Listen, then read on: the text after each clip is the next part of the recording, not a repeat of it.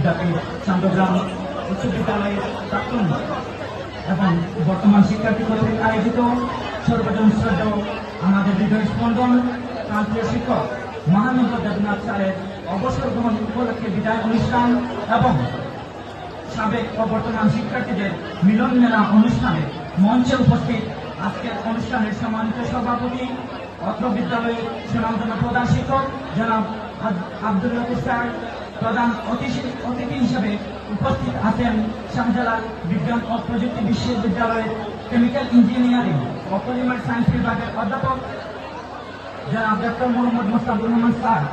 উপস্থিত আছেন আজকের অনুষ্ঠানের মধ্যমণি অত্র বিদ্যালয়ের সদ্য বিদায়ী সহকারী প্রধান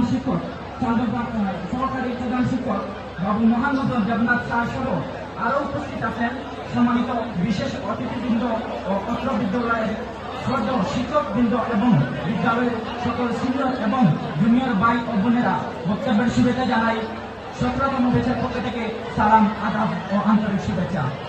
আসলে আমরা সবাই জানি আমরা কেন আজ এখানে একত্রিত হয়েছি।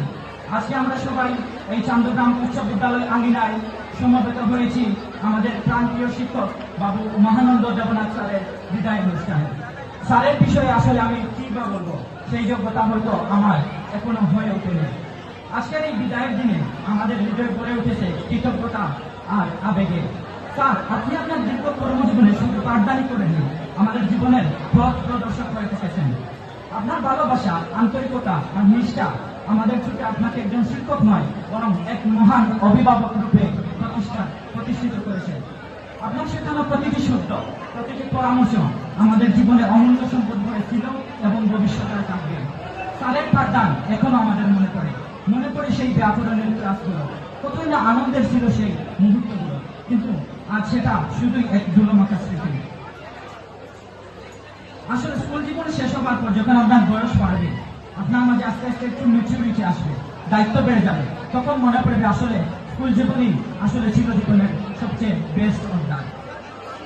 আমার এখনো মাঝে মাঝে মনে পড়ে, আবার যদি স্কুল জীবনে ফিরে যাওয়া যেত। যখন আমরা স্কুল জীবন অতিবাহিত করেছি তখন হয়তো আমরা অনেক চঞ্চল প্রকৃতির ছিলাম, অনেক সময় ভালো মন্দ বুঝতাম না। আমার শ্রদ্ধেয় স্যাররা আমাদের অনেক গাইড করতেন, কিন্তু আমরা কতই না দুষ্টুমি করেছি আমাদের স্যারদের সাথে। স্যারদের কাছে হয়তো সেভাবে ক্ষমা চাওয়া হয়নি।